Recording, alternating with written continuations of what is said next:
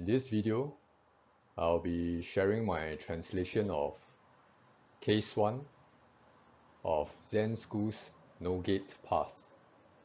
Okay, this is a text, a Zen text on a koan collection and commentary by the Zen teacher Wumen. Okay, in Japanese, this text is often known as Mumonkan. In Chinese, Wumenguan, sometimes translated as the Gateless Gate, but which is not really an accurate translation. So anyway, the full title of this text is 禅宗 Wumenguan, Zen School's No Gates Pass. So the title of Case 1 is 赵州狗子, Zhao Zhou's doggy. Okay, I'm not too sure how to pronounce this term. Upadaya Zhao Zhou. Okay, Upadaya Zhao Zhou. Zhao Zhou Hesang. Okay, Hesang is an honorific Buddhist title used to address learned monks. Okay, so you have Hesang here. In Sanskrit, it's called Upadaya. In Japanese, Osho. And I believe in Tibetan it's called Kenpo. Some of you may have noticed that it's Zhao Zhou Hesang. So Hesang should be at the back of Zhao Zhou. But in translating to English, I follow the convention, so I place the honorific Upadaya in front of the name Zhao Zhou instead. Okay, but in Chinese, normally we place the honorific behind the name. Okay. So in this koan commentary text, Zen teacher Wumen actually never used the term Zen teacher, or in Chinese, 禅师, to refer to other Zen teachers. Learned Buddhist monks are always addressed as Upadaya. For instance, when a woman refers to Zen teacher Ma Zu or Zen teacher Yunmen, okay, they are always addressed as Upadaya. Okay, in this text they are never referred to as Zen teacher or Zen master, 禅师. Okay, that's not the convention used in this koan text. Similarly, Da Hui Zhonggao, okay, another famous Song Dynasty Zen teacher, he also never used the term Zen teacher, okay, 禅师, to refer to other Zen teachers in his very thick text, Treasury of the True Dharma. Okay, it's always Upadaya too, okay, to refer to all these Zen teachers, which is an honorific title for learned Buddhist monks. Interestingly, the various Lam records and koan commentaries like the Blue Cliff Record and Book of Serenity, they use the term Zen teacher instead. Okay, they don't really use Upadaya. I'm not sure if they use that, but I know definitely they use the term Zen teachers too, okay, to refer to those Zen teachers. Okay, continue with our translation. Upadaya Zhao Zhou, because of a monk asking, okay, 因生问. So what is this Seng? Seng here actually means a member of the Sangha, member of the Buddhist Sangha, okay, Seng Jia. So it's actually a short form for a member of the Sangha, Seng Jia. Usually we translate it as just monk here. So Upadaya Hesang is a learned Buddhist monk, okay, it's an honorific title. Whereas Seng here is just a general term for a member of the Sangha. So there's this member of the Buddhist Sangha, a monk, asking Upadhyaya Cao Zhou, doggies still have Buddha nature or not? So this is the question put forth by the monk to Cao Zhou. Doggies still have Buddha nature or not? Something interesting to note is that there's the word still. Okay, still. Okay, in Mandarin is 还，狗子还有佛性也无。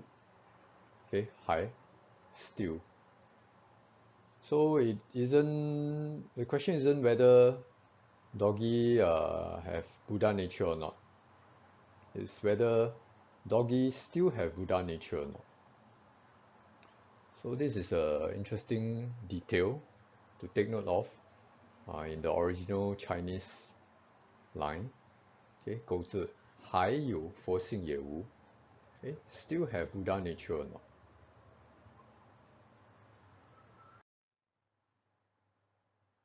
So Zhao Zhou said no. Zhou Yun Wu. So some of you may have seen the square bracket here, because the name Zhao Zhou is abbreviated to just Zhou in the Chinese text. So you see here it's just Zhou, whereas right at the start of the case is the full name is used, Zhao Zhou.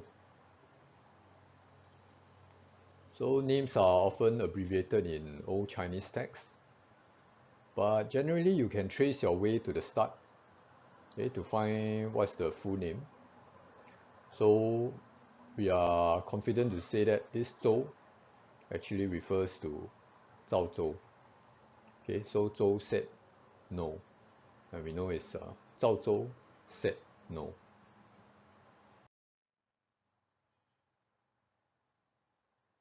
So this is the koan that Wumen raised in case 1 of Wumenguan.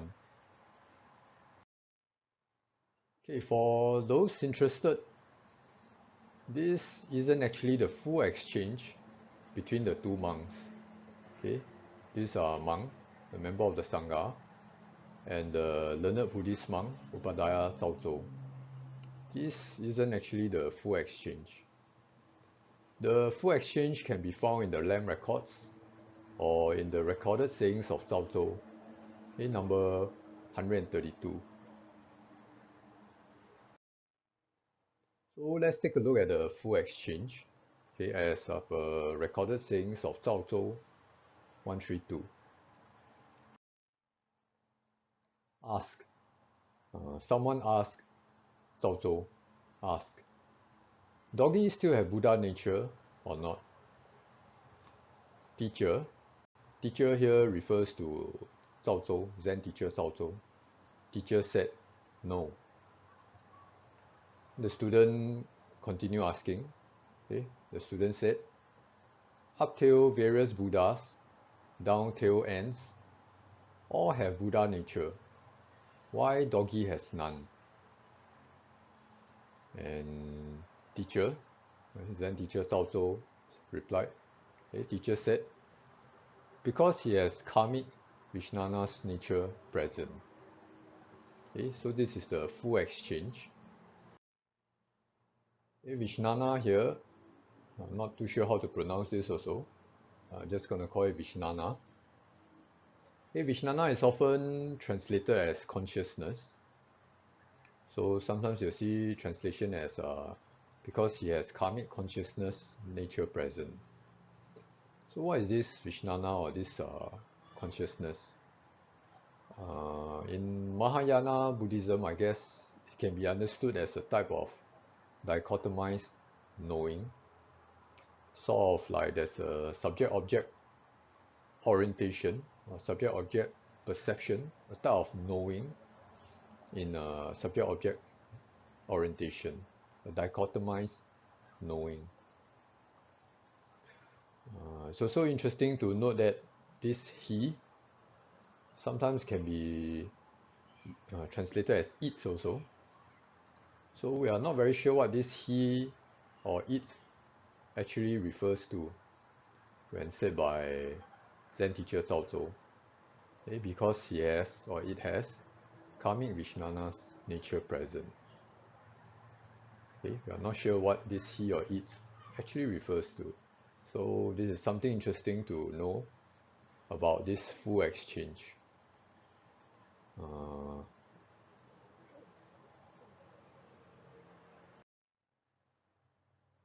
So Wumen only quoted half of the exchange for case 1 of Wumenguan. Okay, he didn't actually quote the full exchange. So this is something to take note, especially if we look at case 2 of this no-gate past text. Okay, if there's a chance, I will also share my translation of case 2. Then you can compare and start thinking about why case 1, Wumen only quoted half of the exchange.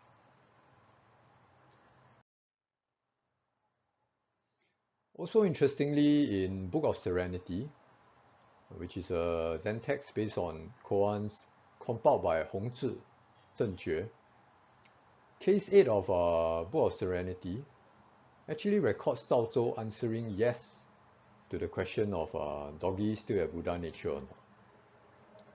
So probably another monk asked Zhao Zhou, doggy still have Buddha nature or not? Zhao Zhou said yes. Okay, you can find that in case 8 in Book of Serenity. But this is actually not found in any of the Lamb records or in Zhao Zhou's recorded sayings. Okay, you can't find Zhao Zhou saying yes or answering yes to the question in any of the Lamb records or in Zhao Zhou's recorded sayings. Okay, you can only find it in the Book of Serenity. At least that's what I found so far. Only in Book of Serenity, which is based on koans compiled by Hongzhi Zhengjue. Okay, only in that book, case 8 of that book, it records Zhao Zhou answering yes to this question too. What I found is in the Lamb records, this question and other similar ones has been posed to many other Zen teachers too. And we get varying answers of yes and no. Okay, sometimes they ask about, I think, whether the birds still have Buddha nature or not. Okay, similar type of questions. And sometimes the Zen teacher says yes, sometimes they say no. But doctrinally, the answer in Tang and Song dynasty would have been yes. Okay, doggy do have Buddha nature. Although before Tang dynasty, there have been some disputes over whether does everything has Buddha nature or not. Okay, let us now look at Wumen's comment to case 1. So Wumen Yue, Wumen says, he's going to comment on this case 1.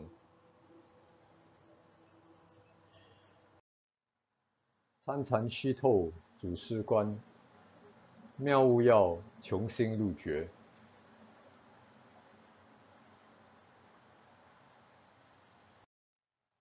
So, 参禅 to engage in jhana, Zen. So let's look at Chan first. Okay, Chan. It's a difficult word to translate. We can translate it to mean engage, or participate, or investigate. Okay, so to participate in jhana, or to engage in jhana, or to investigate jhana. Okay, and then Chan, as we know, often known as Zen, okay, or jhana in Sanskrit. Okay, Chan can also mean meditation. But what is this jhana or Zen meditation in a Buddhist context? So in scroll 1 of the Sastra to Nirvana Sutra, Guide to Three Virtues, okay, in this sastra text, it is said that monks practice in quiet contemplation of mind can act as Zen teachers, or can act as jhana or meditation teachers. Okay, the keyword, I think, key phrase here is quiet contemplation of mind. So in a way, we can appreciate jhana, Zen, it's a sort of meditation, which is a quiet contemplation of mind. And not just any sort of mind. Okay, in the Zen school, the key is to realize the mind itself. Sometimes it's known as one mind, sometimes known as original mind. Okay, the realization is not of the fabrications of mind. So the quiet contemplation of mind here, the mind should be referring to the one mind, the original mind, rather than the fabrications of mind. So sometimes one mind is also talked about as no mind.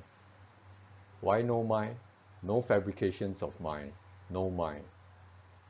No mind is one mind, or the original mind.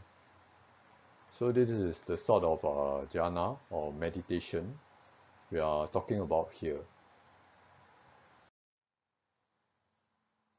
So to engage in jhana Zen, there has to be a penetration through of the ancestral teacher's past. Okay, 虚透祖师观.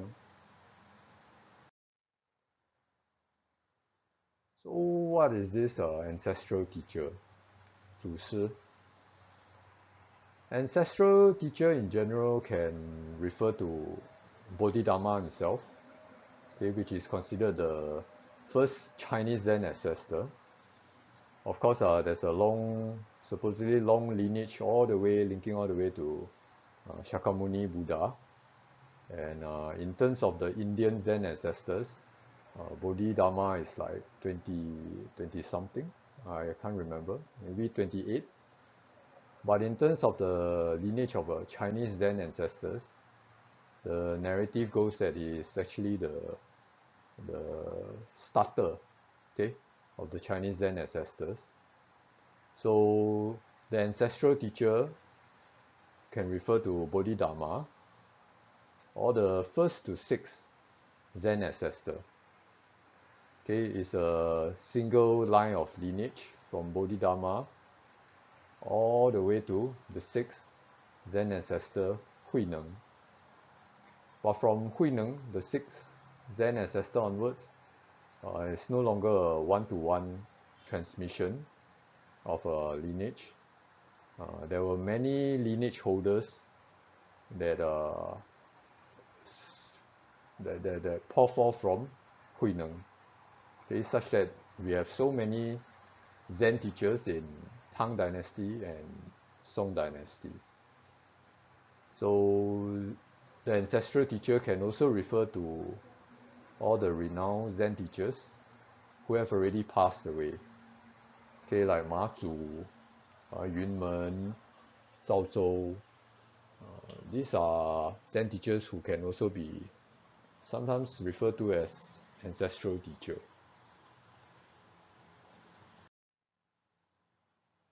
Okay, pass. This is an interesting word here. It's actually from the Chinese character Guan. And if you remember what this text is called, it's called Wumenguan. It's the same Guan. Okay, Wumenguan, this Guan, which is actually translated here as pass. So what is this Guan? It's actually a pass or checkpoint at crucial choke point to control access to important cities, okay, like the capital city. So in a way, you can say it's like sort of a crucial choke point, okay, a dangerous pass where it controls access to important cities. For instance, in Tang Dynasty, for example, the fall of Tong Pass, okay, Tong Guan, to An Lushan's rebel. Okay, An Lushan is a rebel in Tang Dynasty. Okay, the fall of this Tong Pass to these rebels actually led directly to the capture of the capital Chang'an, okay, by these rebels. And the emperor actually had to flee from the capital city, okay, and run away. And they actually have to reorganize themselves with the help of the general Guo Ziyi to fight back and to recapture the capital Chang'an. And He Zeshenhui actually played a crucial role in raising the funds for the Tang general to fight back and recapture the capital from the rebels. So Tong Pass is one of these crucial choke point, crucial pass. Once it fell, the rebels were able to access the capital city Chang'an.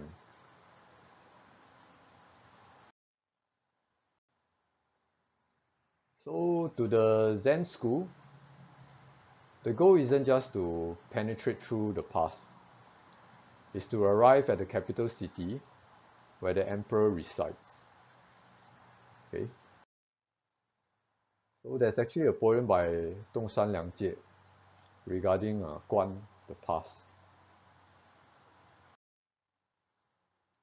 Alas, seeing the flock of students of the way these days, thousands upon thousands recognize only the signboard of the door. It's like entering the capital to pay homage to the Holy Emperor, reaching only at Tong Pass and then stopping. So this is actually the Tong County, okay, one of the crucial pass, Tong Pass, and this is the signboard at Tong Pass then, okay, the Tong Guan. So if you read this poem, it's actually saying something negative about the students of the way then, okay, the people who are trying to so-called arrive at enlightenment. They have only recognized the signboard of the door. They've only reached the Tong Pass, and then they stop there, thinking that yes, they have did it, they have done it. So it's like entering the capital to pay homage to the Holy Emperor, which is the actual goal, but reaching only at Tong Pass and then stopping.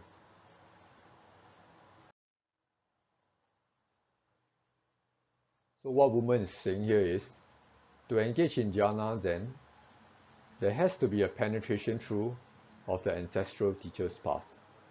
At least you need to penetrate through first, okay, the ancestral teacher's path.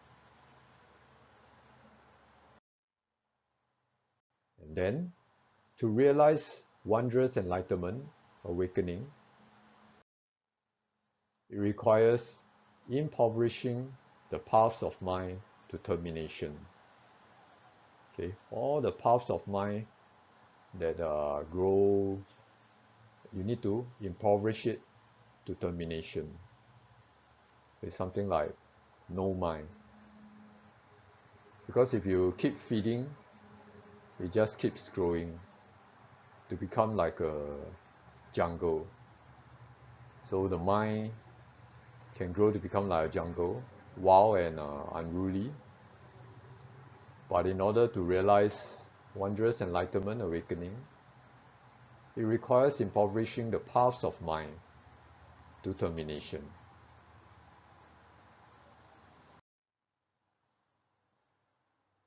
Should the ancestral paths be not penetrated through, the paths of mind be not terminated, all's just spiritual essence that sticks to grass and trees. Okay, so for some people, they may have thought that they have arrived because of some profound experiences. and they cling on to all these experiences and think that, oh, that's enlightenment. But all these are just spiritual essence that sticks to grass and trees.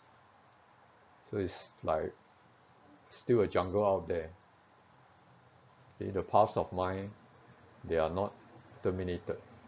They are not impoverished to termination.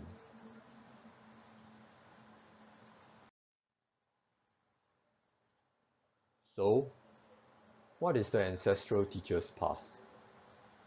Okay, this is an important question here. And what is Wumen's answer to his own question? Just this one word, no. Okay, Wu. Okay, just this one word, no, which is Wu here. So I think you can now appreciate what this Zen koan text is about, Wumenguan.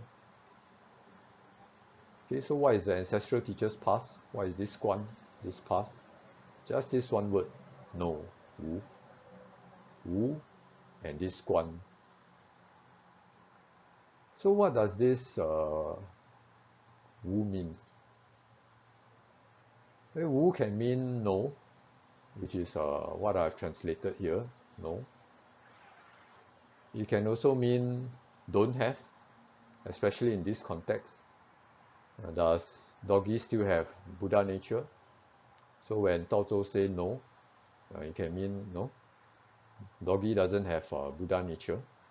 Okay, so Wu can mean no, can mean don't have, can mean absent, can mean non-existent. And in Japanese, Wu is said to be mu.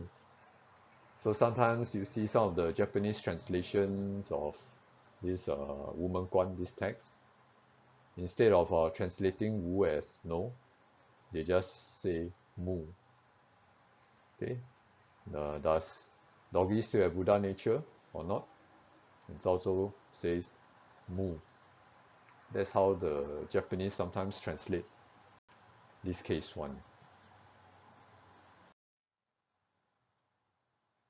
So this one word no, it is the one pass of this Zen Buddhist school gate method. Okay, it is the one pass of this Zen Buddhist school's gate or method.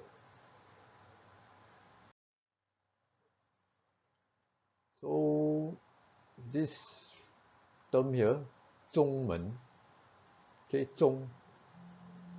Chinese Buddhist schools are called 宗. I translated it here as a school or Buddhist school. It's because Chinese Buddhist schools are called 宗. Like for instance, Tiantai School is known as Tiantai Zong. Pure Land School is known as Jingtu Zong. And Zen School is known as Can Zong. So the Chinese Buddhist schools are called Zong.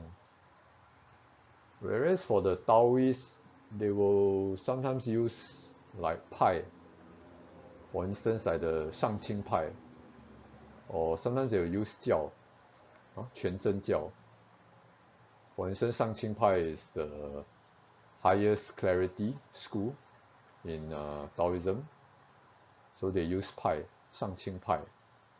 Whereas Quan Zhen Jiao uses Jiao. Quan Zhen is the complete reality. Okay, complete reality school. It's another famous Taoist school. It's called Quan Zhen Jiao. So the Taoists generally use Jiao and Pai.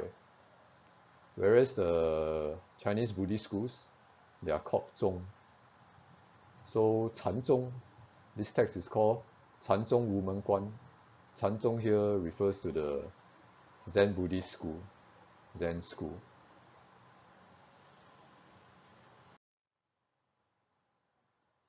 So Zhongmen here, Zhongmen is interesting because it seems also that the Zen school sometimes refers to itself as Zhongmen.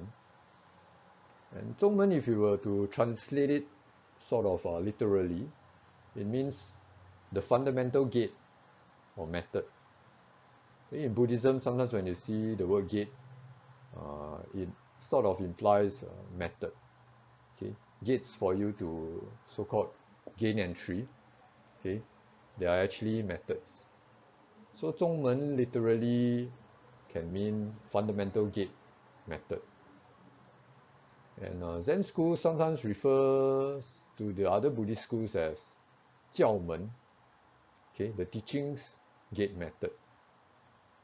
So they sort of pride themselves as a school which uses the fundamental gate or method, whereas the other Buddhist schools sort of use the teachings as the gate method.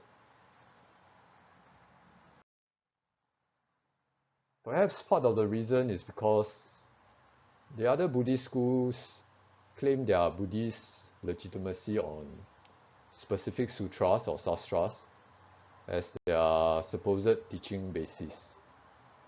For instance, like the Pure Land school, they will use their Pure Land sutras, okay, Amitabha sutras, or maybe like the Tian Tai Zong. I think the Lotus Sutra is one of their basis, teaching basis. They claim to teach based on the Lotus Sutra and some other sutras and sastras. So how these other Buddhist schools claim their Buddhist legitimacy is through these sutras and sastras. Whereas the Zen school, it claims its Buddhist legitimacy on the supposed lineage of mind transmission all the way to Buddha Sakyamuni. So they don't say that they rely specifically on just one or two or three sutras, sastras. They claim their Buddhist legitimacy on the mind transmission. Okay, and they supposedly claim that it links all the way to Buddha Sakyamuni himself. So perhaps this is why they call themselves 宗门, okay, such that the mind is the fundamental gate, the fundamental method, mind transmission. Whereas for the other Buddhist schools, they rely on supposed teachings, okay, the sutras, the sastras, okay, based on the doctrines. So sometimes the Zen school will refer to them as 教门, using the teachings, the doctrines, as the gate method. So here Wumen says that this one word no, it is the one pass of this Zen Buddhist school's gate method. So Wumen is saying that no, this one word no, wu, it is the gate method of Zen school.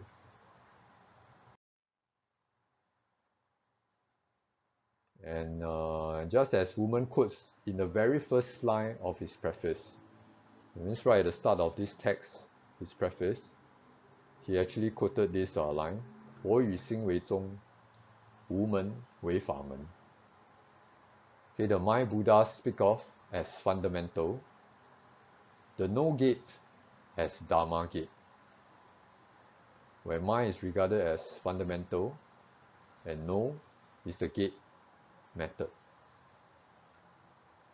This is a line actually quoted from the recorded sayings of Ma Zu, okay, Ma Zu Dao Yi. And this is actually Ma Zu Dao Yi's comment of the Lankavatara Sutra. Ma Zu sort of summarized the Lankavatara Sutra into just these two lines.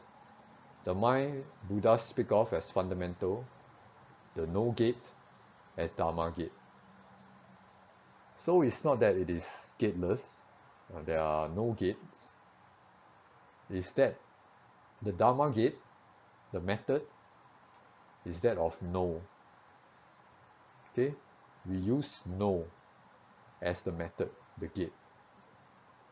So that's why this text, Wumenguan, I translated it as no gate pass rather than gateless gate, because there is actually the gate. No is functioning as the gate, the method.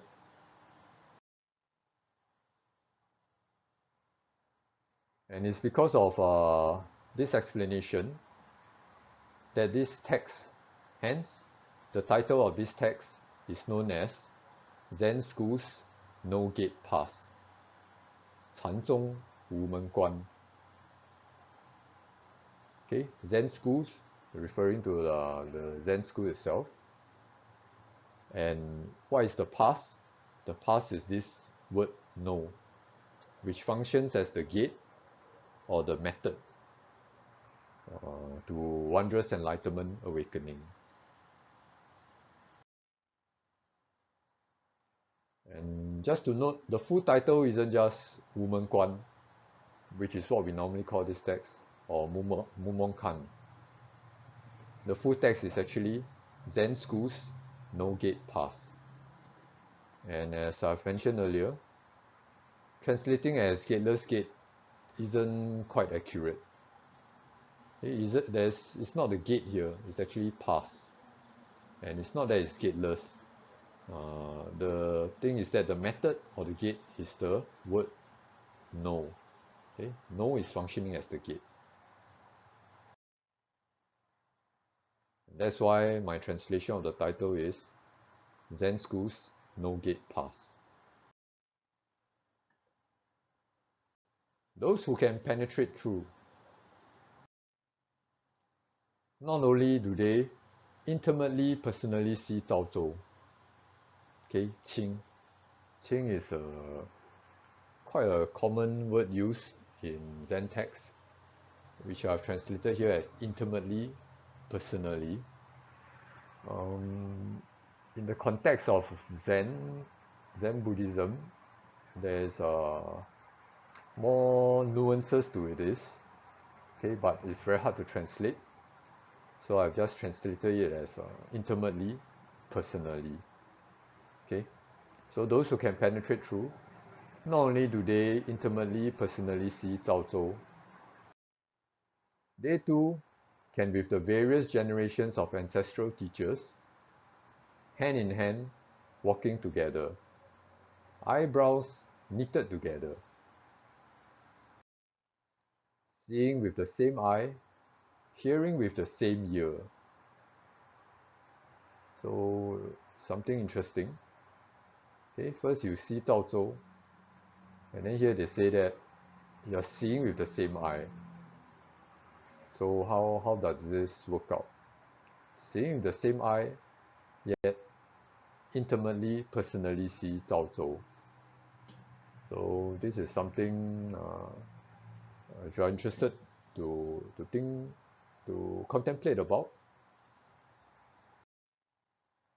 So if you are able to penetrate through, okay, isn't this celebratorily joyous?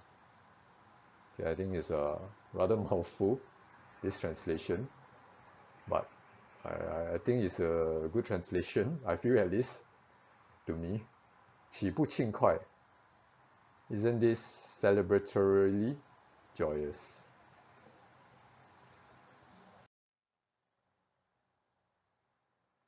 Here comes the instruction part. Should there be those who want to penetrate the past? So those who want to penetrate the past, what can they do? It's not like what many people say that enlightenment, awakening, no need to do anything. You are already enlightened. You are already awakened. Okay, some people use such sayings as justification to justify them not doing anything. But it's quite clear here that there can be actions taken. So should there be those who want to penetrate the past? How do you go about it? Have the 360 bones and joints with the 84,000 pores of skin, all the body throughout aroused and gathered into a mass of doubt. So what does this mean? Okay, after doing so, all the body throughout aroused and gathered into a mass of doubt, and then you start to investigate or engage. And investigate, engage the single word no. Okay, engage the single word wu. Again, this tough translation of 参. which I have translated here as investigate, engage, or participate. So this is what you actually need to do, to investigate and engage the single word no. Okay, Wu. So it doesn't mean that you don't have to do anything. Okay, there is sort of a deeper significance to the teaching of saying that you are already enlightened, you are already awakened. Okay, but practically, this is an instruction of how you can go about penetrating through the past. So one of the key words here is doubt, which is also another tough translation of this Chinese character yi. Okay, yi is usually translated as doubt in a lot of Zen texts, but it also has the meaning of wonder and suspect. Okay, wonder and suspect. I feel it is like the sense that there's more than meets the eye, and so the questioning attitude to probe and investigate and find out what's beyond the apparent. So maybe it's like this friend of yours, suddenly he just look at you and smile, and then he walk away. So is it just a smile, or is there something more than meets the eye? So what's beyond the apparent? So you start to have some sort of doubt, and you start to wonder, and you start to suspect that there's something more to just that smile. What is the meaning behind it, or what's the significance behind it? This is the sort of doubt we are talking about in investigating or engaging in the single word no.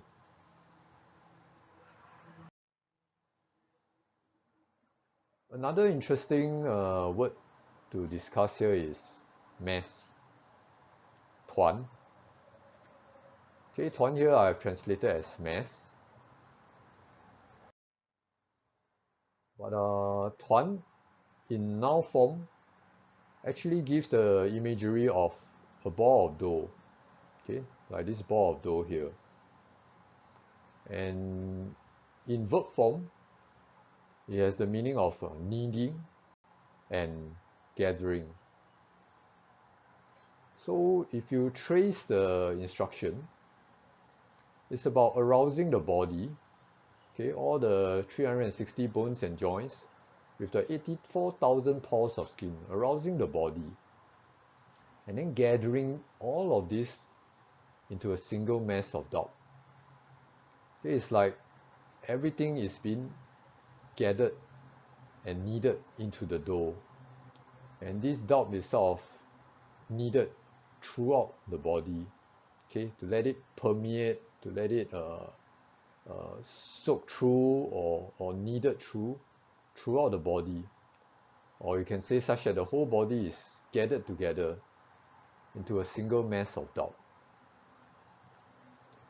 And it's only when you are able to do so that there is effective investigation or engagement of the single word no. So the imagery is of a ball of dough, and in verb form is that of kneading and gathering. Okay, all the body throughout, okay, your entire body aroused and gathered into a mass of doubt.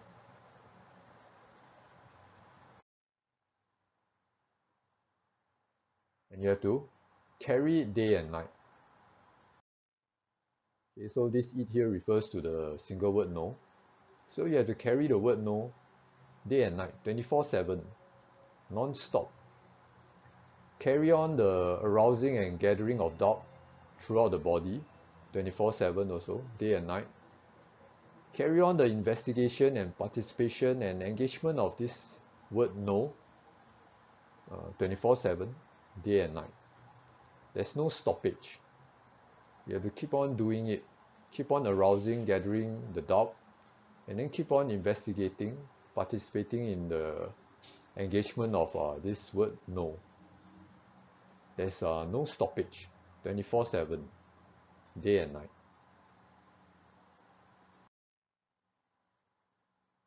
And in the text, 5 lamps meeting the source continue. So it's like a part 2 or continuation of the first text, 5 lamps meeting the source. So they actually launch a part 2.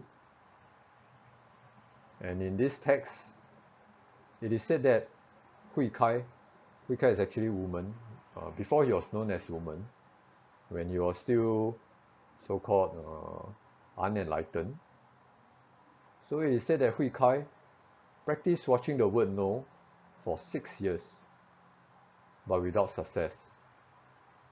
Okay, so he wanted to penetrate through the past, to break through, and he practiced for 6 years without success. And determined to succeed, he actually swore, if I ever fall asleep, then may my body rot away. It's not going to sleep. So some people may be puzzled by some of the teachings these days about 不倒塔. It's a sort of Chinese practice where they don't sleep 24/7. They do not sleep for days and nights, all the while just meditating and practicing. So Hui Kai here is saying that if I ever fall asleep, then may my body rot away. And he supposedly knocked his head on pillars whenever drowsy, in order to maintain the practice day and night. So it's really non-stop. It's not like he practiced 2 hours, and he goes to sleep, and then next day wake up, carry on, do some of his duties, and then when the time comes where he's supposed to maintain the to do the practice again, then he did so. No, he actually maintained the practice day and night, non-stop. And finally, one day, standing beside the Dharma seat, Hui Kai heard the sound of the mealtime drum and had the realization in that instant. So according to the text, that was how Hui Kai so-called broke through, okay, penetrate through the past or arrive at enlightenment.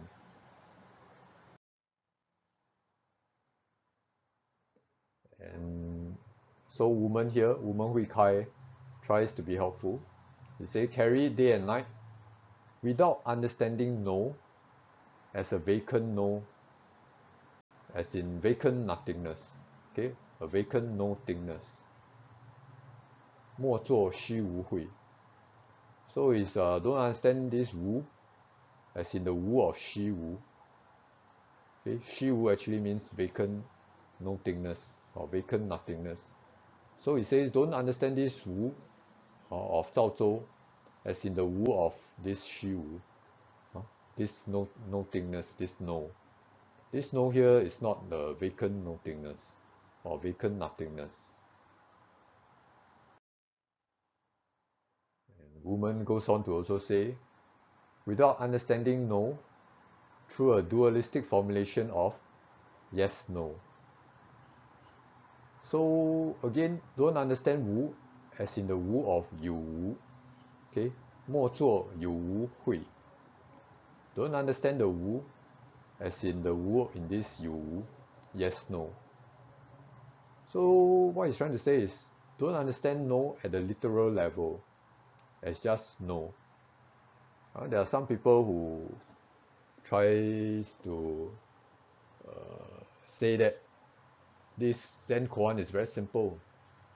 What Zhao Zhou says is just no. That's it. At the literal level, it's just no. There's a deeper significance to this no. It's not just the no of yes, no, as in yes, no. So you have to carry on the investigation of no, and yet without understanding it as a vacant nothingness, vacant nothingness, without understanding it as the no of this yes, no. So what are you supposed to understand no as?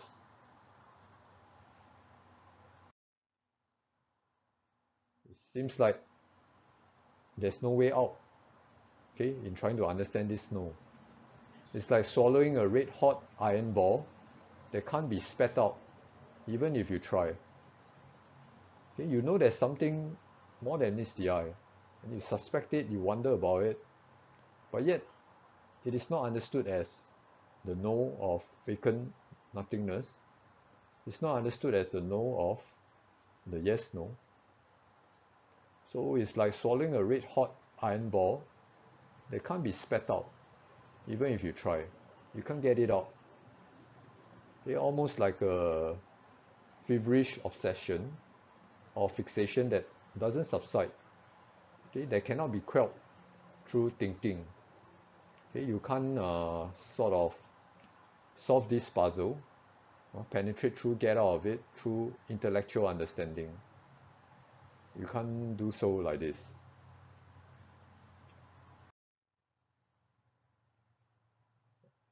And at this state, this swallowing of this red hot iron ball that can't be spat out, it starts wiping out all previous foul knowledge and foul feeling.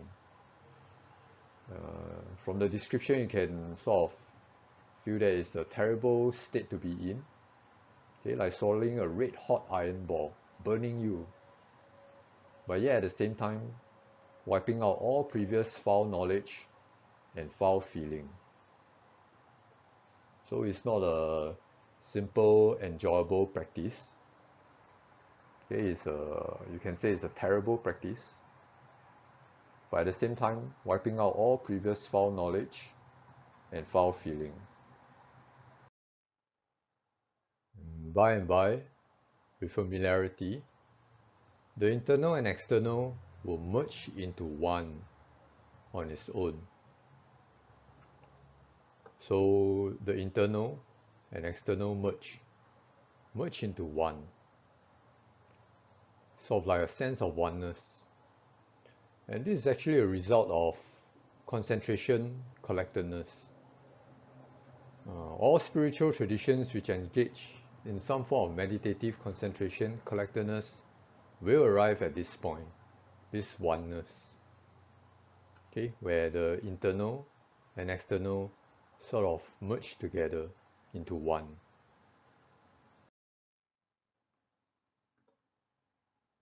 Like a mute having a dream, only you know it for yourself. So this sense of oneness is profound and powerful, difficult to talk about, okay, like a mute having a dream. How do you explain what the dream is to other people? Okay, you can't speak about it, you can't talk about it. So it's something difficult to talk about. Okay, this profound and powerful sense of oneness. And only you know it for yourself. You have to experience it for yourself to know it.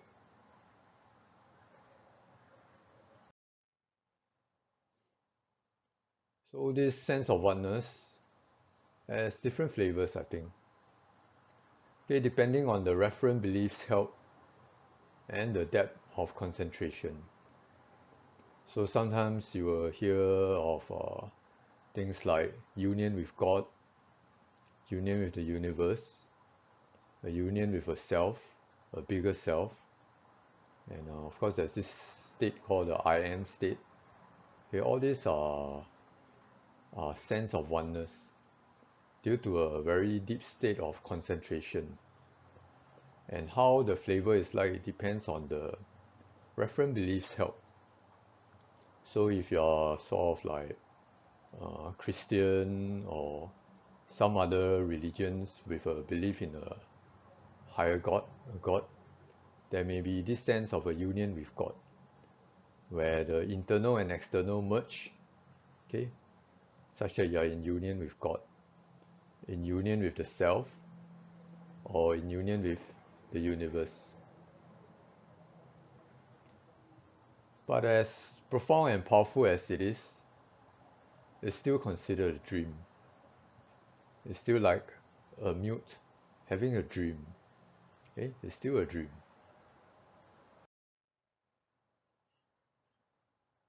Okay. Then suddenly a release. Okay, 打发 it's a difficult phrase to translate.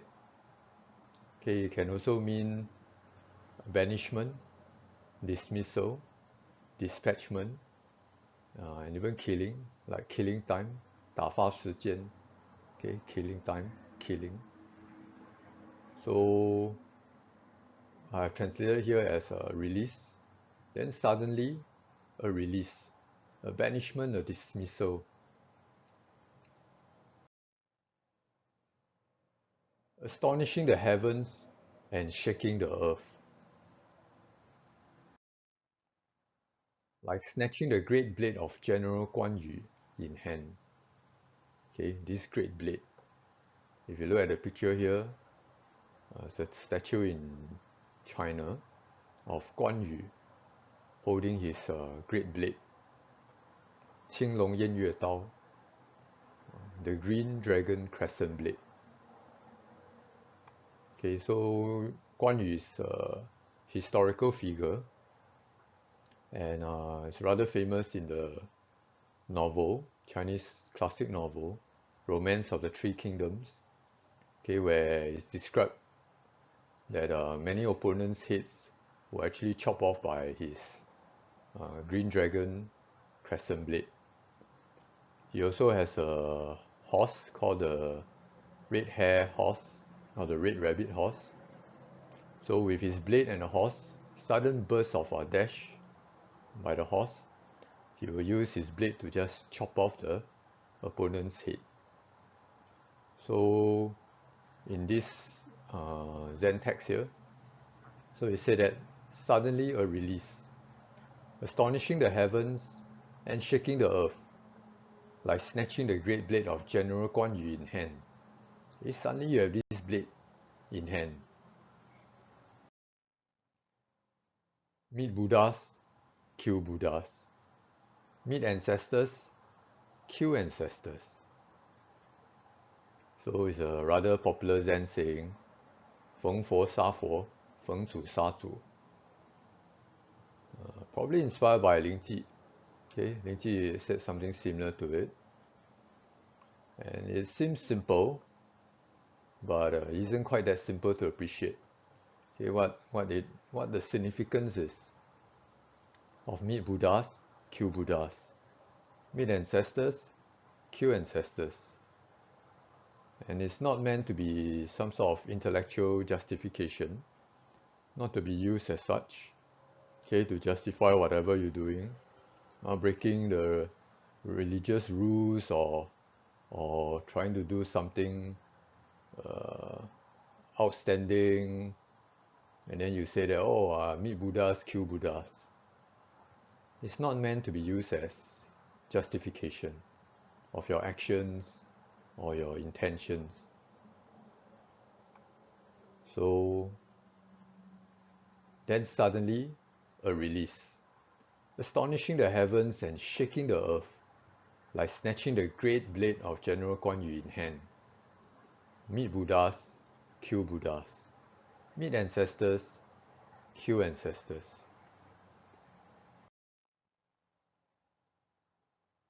And it's with this that one arrives at the shore of the sea of life and death. So what I said earlier is actually related to this, at the shore of the sea of life and death, attaining great freedom, autonomy. So what sort of great freedom and autonomy we are talking about? Is it that you can do whatever you want? Okay. Actually, this line seems to be about nirvana, at the shore of the sea of life and death. And the freedom and autonomy is the liberation from samsara, dukkha. So this shore is like the so-called the other shore, where you go across the sea of suffering, okay, the sea of a continuous cycle of samsara that is tainted by dukkha, suffering. So in Chinese we call this sea the Ku Hai, the sea of suffering. So it's actually arriving at the shore, the other shore, and attaining great freedom, autonomy. Some sort of like the raft parable also, where Buddha said after arriving at the other shore, okay, after crossing the sea, you can also relinquish the raft. Okay, you can also relinquish the raft. Meet Buddha, kill Buddha. Meet ancestor, kill ancestor.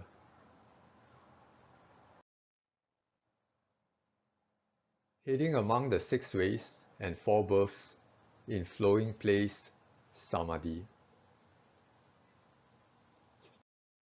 So in Buddhism, 6 ways refer to the 6 ways of being. Okay, the hellish being, the hungry ghost, the animal, human, the so-called demigod, asura, and heavenly being, deva. So actually still heading among these 6 ways. And also the 4 births. What are the 4 births in Buddhism? Birth from womb, birth from eggs, birth from dampness or moisture, birth by transformation, that is spontaneous appearance without the womb, egg, or dampness, as in the case of some deities and hell beings. Okay, they are by spontaneous appearance. So having arrived at the other shore and attaining great freedom and autonomy, but still heading among the 6 ways and 4 births, in flowing place samadhi. So what is this samadhi? Samadhi, sanmei, okay, sanmei, can be understood as concentration, collectedness. Sometimes it's translated also as one-pointedness. Okay, can be understood as concentration, collectedness. And, you see, flowing place. So it's a tough phrase to translate again. So you, okay, you here can mean flowing, traveling, drifting. So it's a sort of a movement through, but movement through without attachment, flowing through, traveling, drifting. And see can mean play, as in fun and games, playing games. It can also mean play, as in drama, performance, like a theatrical play. So I've translated as heading among the 6 ways and 4 births in flowing place samadhi. So it's like going through a series of plays, okay, theatrical performance, opera performance, such that everything that is among the 6 ways and the 4 births, everything about the life, is like a series of flowing plays. Okay, you go through it in samadhi, okay, in concentration and collectedness, okay, flowing through all of them.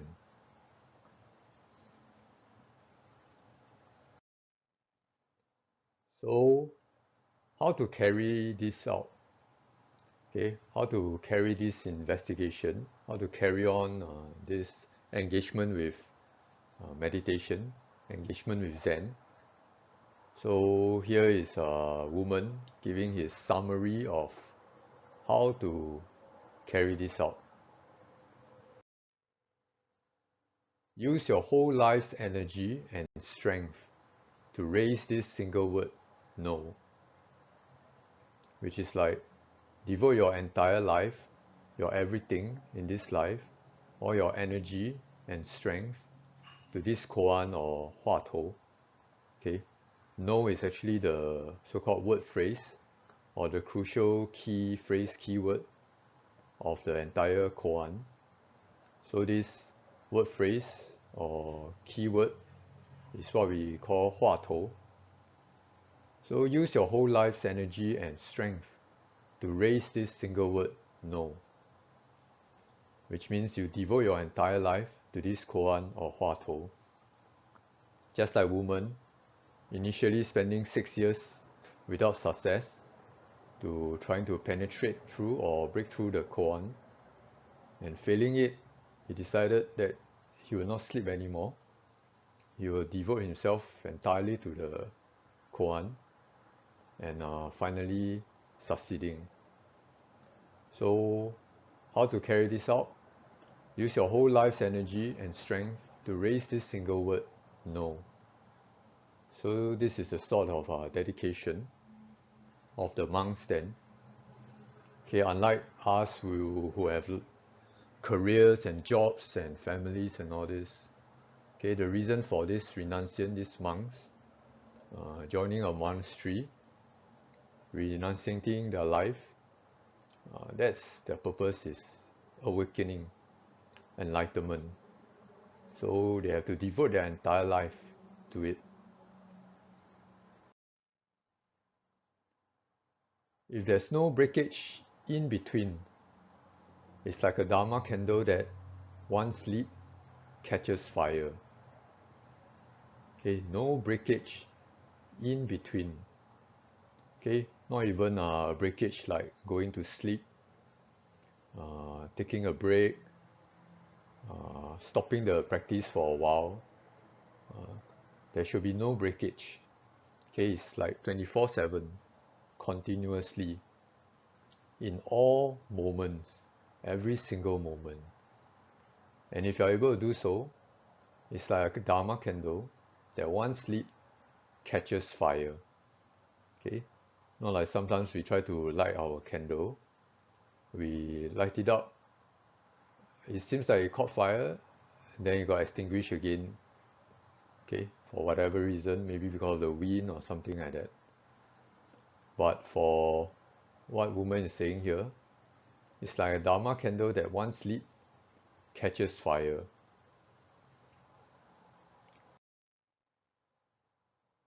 And finally, Wumen will give his ode, okay, or his praise, or his verse, his kata, to this case one.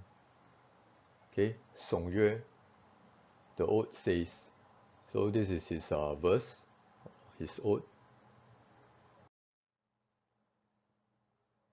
Doggy's Buddha nature fully carry the proper command.